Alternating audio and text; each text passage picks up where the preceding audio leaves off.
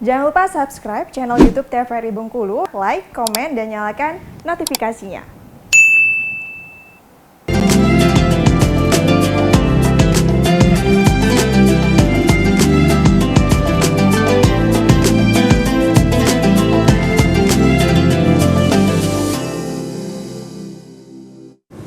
Baik pemirsa, kembali di segmen terakhir untuk kesempatan kali ini di Mitra dan TVRI Bengkulu dengan tema kita mengenai amalan di malam Nuzul Quran bersama dengan narasumber kita ada Bapak Ustadz Zulfahmi Siregar. Dan tadi sudah disampaikan oleh Pak Ustadz tentunya ada beberapa amalan-amalan yang banyak sekali yang dapat kita lakukan di malam Nuzul Quran. Di antaranya yang pertama ada baca Al-Quran, kemudian mentadabur Al-Quran dan juga Qiyamul Lail tentunya. Dan yang terakhir mungkin bisa kita jelaskan dan juga kita minta penjelasan kepada Bapak Al-Ustadz Zulfahmi Siregar. Silakan Pak Ustadz. Baik, para pemirsa TVRI dimanapun saudaraku berada, jadi sebagai amalan terakhir yang kira bisa kita lakukan di malam Nuzul Quran itu adalah kita beriktikaf. Iktikaf ini seperti yang dicontohkan oleh baginda Nabi Muhammad SAW. Beliau melakukan ini di 10 malam terakhir seumur hidupnya sampai ia wafat. Ya, sampai wafat. Kemudian ia diteruskan oleh keluarganya, termasuk istrinya. Ya, dikabarkan bahwasanya taharrau lailatul qadri fil ashril awakhir min Ramadan. Ya, dan ulama juga menyampaikan bahwa ini dikabarkan daripada Siti Aisyah radhiyallahu anha, istri Nabi, ya kan, carilah malam Lailatul Qadar itu di 10 terakhir. 10 Artinya terakhir malam Ramadan. Dikabarkan bahwa para ulama-ulama kita menjelaskan kemungkinan besar bahwa malam keberkahan kemuliaan itu turun di malam 10 terakhir, di malam-malam ganjil. Jadi begitu dari informasi yang kita peroleh dari beberapa pendapat para ulama-ulama yang telah menjelaskan kepada kita umat. Jadi Nabi melakukan itu. Dan kita ini anjurkan iktikaf. Apa iktikaf itu? Berdiam diri melakukan amalan dalam masjid. Jadi kita hidupkan malam itu beriktikaf dalam masjid, berdiam diri masih melakukan amalan-amalan. Bukan tidur dalam masjid. Jadi benar. Dalam masjid itu kita jaga betul. Kita berzikir di situ, kita melakukan sholat sunnah. Habis itu baca Al-Quran. Baik, ini masih ada kebingungan Pak Ustadz antara iktikaf ini sendiri, itu apakah kita harus melakukan iktikaf ini selama 24 jam dalam masjid atau seperti apa Pak Ustadz? Tidak harus mesti 24 jam. Yang penting kita namanya iktikaf ini kan berdiam diri dalam masjid. Maka ketika kita masuk masjid niatkan iktikaf, maka dalam sehari-hari pun kalau kita masuk masjid niatnya iktikaf, dapat pahala iktikaf. Oke, baik. Nawai itu iktikaf fi hadzal masjid sunnatullahi ta'ala. Aku niat iktikaf sunnah karena Allah. Jadi kalau kita berniatkan iktikaf untuk ibadah masuk masjid itu, maka selama dalam masjid dicatat semua pahala semua. Pas sampai keluar masjid dicatat semua pahala. Nah beda kalau orang tidak berniat iktikaf masuk masjid, tidak dapat pahala iktikafnya. Oke, baik. Karena ada gini Pak Ustadz, ada kebanyakan kaum muslimin dan muslimat ini datang ke masjid untuk iktikaf dari 10 malam terakhir di bulan suci Ramadan itu nggak balik-balik ke rumah Pak Ustadz. Itu pemahamannya seperti apa? Jadi kalau umpamanya iktikaf ini selama dia tidak keluar dari masjid ya sudah iktikaf namanya. Tapi kalau sudah keluar dari masjid ya sudah gugur iktikafnya. Dan memang iktikaf ini membatalkan iktikaf itu tatkala memang sudah tidak lagi di tempat iktikafnya. Sudah keluar, sudah batal iktikafnya. Jadi artinya iktikaf selama dia berdiam diri di situ. Kalau sudah tidak di masjid itu lagi, berarti sudah batal iktikaf itu. Terus kalau kita lanjutkan kembali esok harinya untuk iktikaf, masih diperbolehkan atau boleh? Oh masih, baik. Lanjut. Karena kalau di tempat-tempat saya umpama kan ada orang itu melakukan ini iktikaf ini kan memang orang-orang tertentu saja yang bisa melakukan ini. Ada sampai masuk masjid sampai berhari-hari mungkin. Jadi kalau di sana namanya ada suluk namanya di daerah-daerah kita itu masih ada. Jadi dia ya namanya iktikaf ini kan berdiam diri, kerjaannya cuma berzikir, mengaji, sholat. Tidak ada yang memang taqarrub ilallah.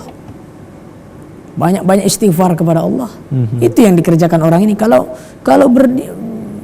masuk masih iktikaf katanya, tapi dia tidak melakukan apa-apa ya, saya rasa nggak dapat itu orang. Betul.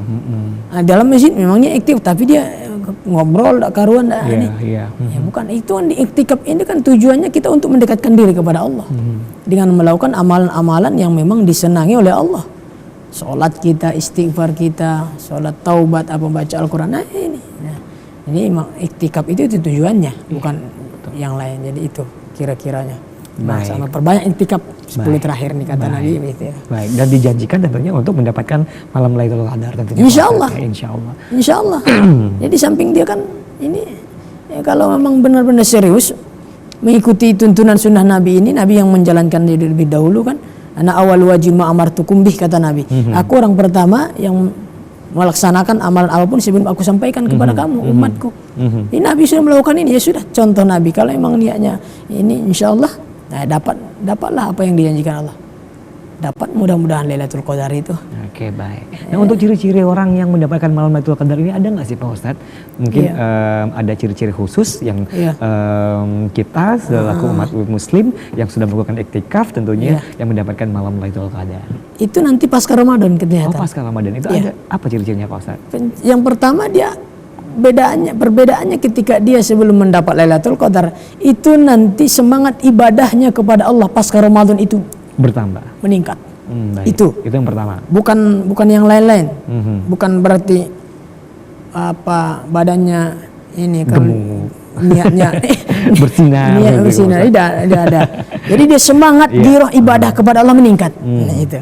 Jadi pendekatan lebih intensif lah. Kalau sebelum Ramadan kemarin dia biasa-biasa saja. Ini pasca Ramadan orang-orang yang kira-kira mendapat Lailatul Qadar itu tanda orang yang mendapatkan malam Lailatul Qadar. Sholat berjamaah tidak pula serius-serius amat.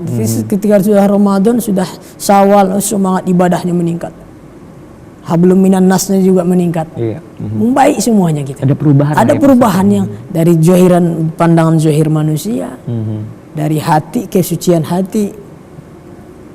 Ya hablum minallah hablum minan nasnya meningkat, membaik, semakin baik. Karena itu makna Syawal itu kan gitu. Orang yang mendapat Lailatul Qadar dilihat ketika Syawal itu. Syawal itu artinya peningkatan. Meningkat semuanya dari segi kesehatan, dari segi iman takwanya meningkat. Maka ending daripada ayat Al-Baqarah surah ayat 183 itu kalau la'allakum tattaqun itu maknanya kan meningkat dari segi ibadahnya. Ya, kalau tidak ada peningkatan, tidak ada perubahan yang kemarin sebelum Ramadan masih juga tidak sholat, pasca Ramadan pula tidak juga ada perubahan, berarti tidak ada. Ini puasa-puasa yang sia-sia ini contoh puasa amalan yang sia-sia itu Mas Edi ini. Oke, baik Pak Ustadz. Nah, ini mungkin terakhir sebelum kita ke kesimpulan tentunya, apakah orang yang mendapatkan malam Lailatul Qadar itu sama halnya dengan orang yang mendapatkan hidayah, Pak Ustadz? Sama, ya. Ya itulah kira-kira kalau hidayah ini kan orang berusaha, yang namanya hidayah kan dicari, tidak ditunggu. Dia berusaha bagaimana, dia berjuang nih, sudah niat dalam hati Allah. Tapi tidak sekedar niat untuk mendapatkan Lailatul Qadarnya itu. Dia semata-mata ingin berubah untuk mendekatkan diri kepada Allah. Bukan hanya semata-mata ingin Lailatul Qadar.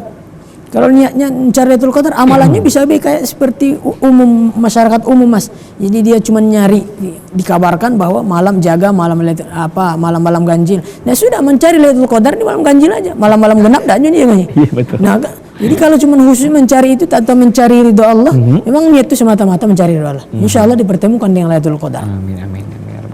Insya Allah berarti. Tapi jangan hanya mencari Lailatul tanpa ada niatan. Allah satu tujuan kita. Betul. Minta kita keridhaan sama Allah, minta keberkahan, kemurahan Allah. Allah memberikan hidayah kepada kita. Yang kemarin kita orangnya bagaimana dalam segi kualitas ibadah kita yang begitu sangat jauh dari tuntunan syariat. Kita orangnya malas-malasan. Kita berdoa kepada Allah. Kan orang yang Lailatul Qadar itu kan tidak nampak dari zahir manusia. Tidak nampak itu, Mas. Tidak nampak. Hanya Allah yang tahu tuh orang tidak dapat Lailatul Qadar apa enggak. Seorang pun tidak tahu orang itu dapat Lailatul Qadar. Baik. Ya. Hanya Allah yang tahu dengan dia. Tapi biasanya orang zahir nampak. Ya baik, Pak Ustaz. Nampak. Luar biasa. Itulah. Baik, itu dia pemirsa di rumah tentunya untuk tausiah dan juga mengenai tema kita sore hari ini, amalan di malam Lailatul Qadar. Ada beberapa yang tadi disampaikan oleh Pak Ustadz tentunya. Semoga kita semuanya bisa mengamalkan tersebut dan nantinya kita bisa mendapatkan malam Lailatul Qadar tentunya. Amin. Amin ya rabbal alamin, insyaallah tentunya. Saya Karim pamit. Terima kasih. Wassalamualaikum warahmatullahi wabarakatuh dan selamat berbuka puasa.